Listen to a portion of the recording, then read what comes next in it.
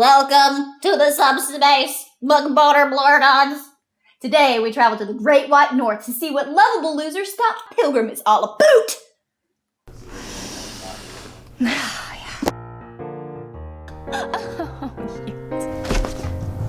Here it is time for BERKS.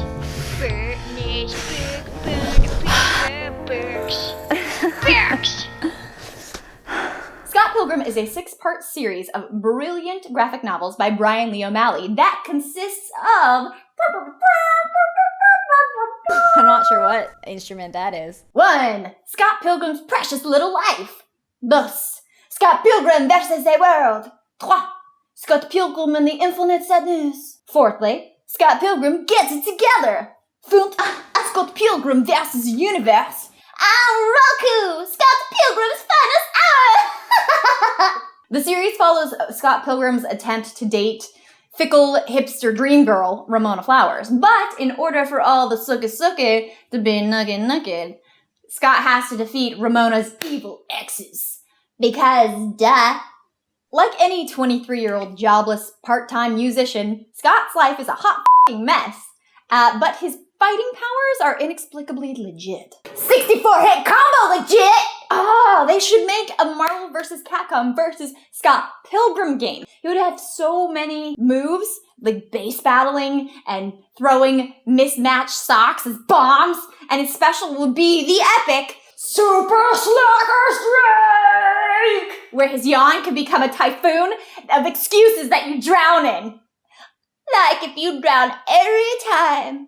The beauty of this graphic novel and the brilliant movie based on it lies in the minutiae of specificity. Oh. Comedic Easter eggs be plentiful up in this bitch, and the characters are just so cool! Like Wallace Wells, Scott's awesome gay roommate and moral compass. Knives Chow, the 17-year-old that Scott dated before Ramona Flowers. I did say 17. I know that sounds creepy, but that's only because it's definitely kind of creepy. So, the rest of the characters are filled out with mostly people that Scott went to high school with, like Stephen Stills and Kim Pine and young Neil. As cool as these characters are, with their witty one-liners and jabs at Scott's pathetic life choices, what you really have here is a case of kids who never left the town they grew up in and are slowly figuring out what not to do about that. That's a slightly depressing epiphany I just had. This series could have been called Scott Pilgrim, My Life Has No Direction. Well, I'm still DTF. Down to fiction. Get your mind out of the gutter, you sick freaks. What's pleasantly surprising is how well the deadpan, sarcastic humor works in this, paneled storyboard format. Since each joke gets its own panel complete with artistic anime renderings, the jokes don't just land, they resonate and fill out the story and make you want to high-five the moon. Fantastical accomplishments are also a given in this landscape, so you have a hyperbolic festival of awesome in every book, as well as your pants. Every pair of pants should come with a hyperbolic festival of awesome. Otherwise, what are you paying for? Well, just fabric that just covers the bottom half of your body? Just who the fuck needs that? Fabric pants. No one. No one.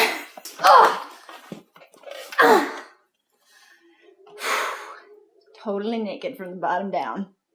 The bottom down? One thing I should mention is that you're not going to find a whole lot of depth in this series. It focuses on fun and ninja fights and the nocturnal emissions of every gamer. There are little to no feels involved, but there is escapism and hands that sting from high-fiving so hard and so often.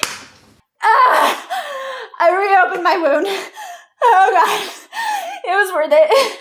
The Scott Pilgrim movie starring Michael Cera is really, really satisfying. But like any adaptation of anything ever, besides Game of Thrones, a lot is missing and stuff gets moved around. Things are said to different characters, and lesbian and makeout scenes between Knives and Kim Pine are cut, because nothing in life is fair. Don't take away our lesbian and makeout scenes. I guess you'll just have to read it.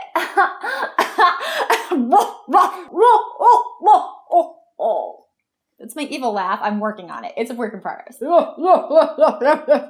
It's like a cross between Ursula and a monkey.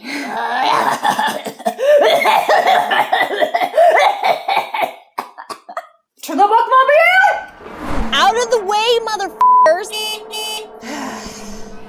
If you like this book, I recommend Seconds by Bryan Lee O'Malley, the same author as Scott Pilgrim. It's like if Lady Scott Pilgrim had a restaurant and just kept f***ing up constantly, but she has these magic mushrooms that give her second chances. Or maybe it's just a really hard mushroom trip the entire time. I don't know. I haven't quite figured it out yet. Boner rating. 7 evil ex-boners. Because whether you like the way it ended or not, you always go back for more, right? Extra points for self-loathing and post-coital shower sobbing. Just kidding. Don't bang your exes, you dum-dums. Bye.